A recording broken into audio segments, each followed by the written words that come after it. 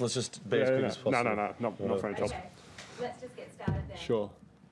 Tanasi and Nick, congratulations today. How are you feeling after that win?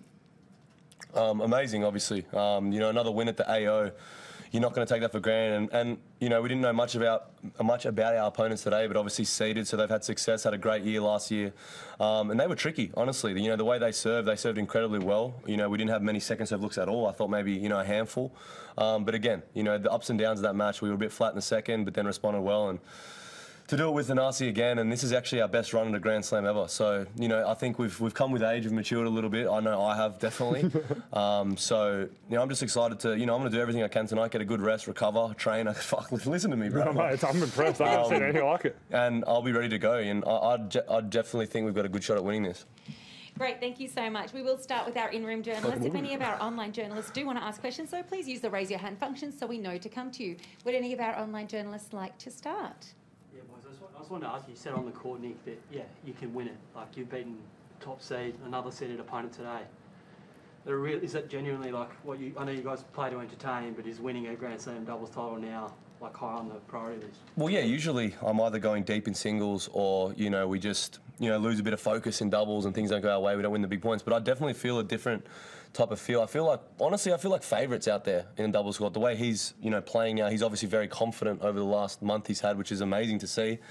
But I don't know, I feel like we're locked in. We're definitely, I don't know, this is probably the best doubles we've played 100%. together. And, I know the crowd's a bit loose and stuff, but we are locking in certain moments where in the past it's been tough to. And I think that's come with experience as well. I think focus has been the biggest difference this year as opposed to other years. I mean, last year was tough. There was about 7 people in the stands with the COVID and everything. But this year, having that crowd support, you see how much it helps. It feels like a party atmosphere out there. And I think when we enjoy ourselves, first and foremost, I think that brings the best focus out of us.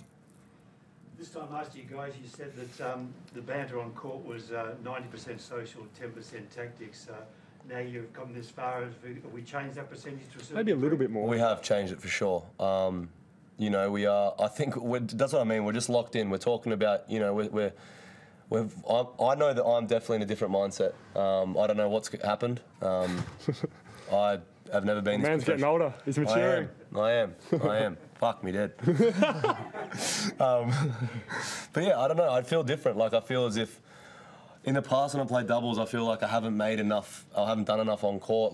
And now I'm making more returns than I used to. I'm trying to, I guess lead by example in a way. But he's playing great as well. This is the best tennis I think I've been on court with him. He's playing great.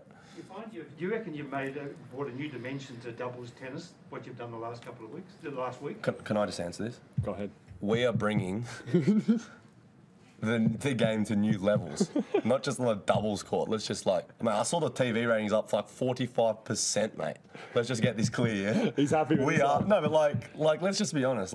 People come to see him play because he's exciting. This is good. We need this for the sport. I can't stress that enough. I definitely think we're very different to your sort of generic doubles players. I mean, at the end of the day, it's entertaining. And he's a bit more showboaty than I am, but that's just our personalities, and I think we complement each other really well. I love playing with him. It's so much fun. As I said, we get along off the court well, and I think the fans and everyone on TV can see that sort of friendship, and it's authentic. We just have fun out there, and I think the crowd gets behind it, and I think that's what's so different. It feels like a Davis Cup atmosphere every time we play, and we feel like we got more people watching sometimes than guys who are going deep in singles. And I think at the end of the day, that's what it's about. It's entertainment and having fun. Yep. We're hearing sort of footy sports that a crowd can be worth a 3-goal advantage or whatever. Can you put a number on sort of what that crowd does feel like? Does it give you, what sort of edge does it give you? It's hard to put a number on it, but we definitely love it, that's for sure. We wouldn't want it any other way. I think great day for it, weekend. People can get smashed in the tents and then they come and support us. That's why we love playing Australian Open. So I don't know if we can put a number on it, but we'd definitely much rather have it that way for sure. Well, yeah. Nick, you spoke after your singles game about sort of, embrace this, this is the future of the sport. Where would you like to see tennis in, say, 5-10 years? More of this. What would it look like from a crowd point of view or anything like that? What's your dream? I just think that tennis has done a really poor job with accepting personalities in the past.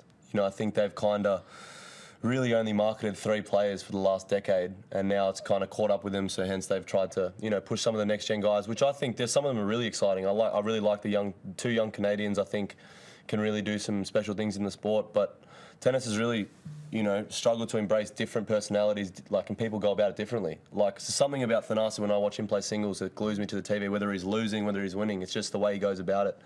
And I think, you know, tennis needs to embrace that more. You know, you look at the match against me and Medvedev, you couldn't have two polar opposite kind of personalities going up against it, but the actual quality of tennis was still to a pretty good level that I thought, and it was fun. It was like, at the end of the day, I'm going to shake the man's hand and say, too good, like, you were too good at the end of the day, but the match was fun to watch, and I think tennis needs to just push that, I think, a lot. Otherwise, Dying.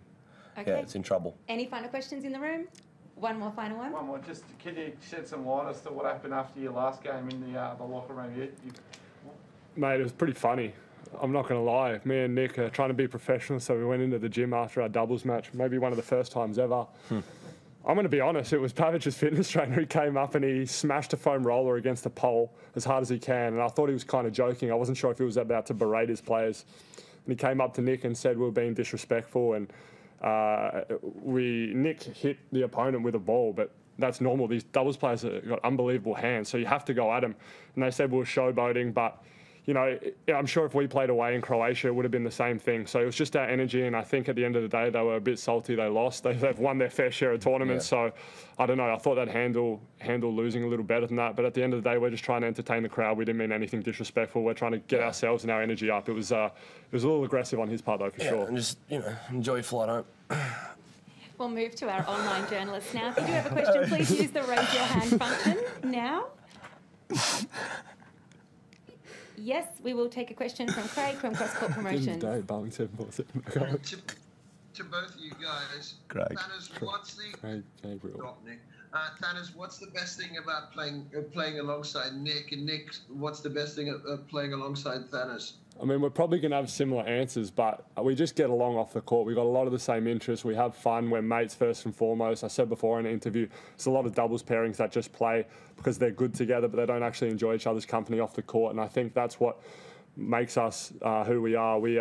Whether we win or lose, we generally enjoy our time together and have fun out there. And I think for me, that's my favourite part. He's entertaining. Sometimes I just got to let him do his thing and have the show when he runs around like that. But I love it. It's so much fun. Do we have any final questions from our online journalists? Please use the raise your hand function if you have a question. So I think I took Nick's answer there, but That's I just, okay, bro. I just kept going on a rant. That was good. My bad.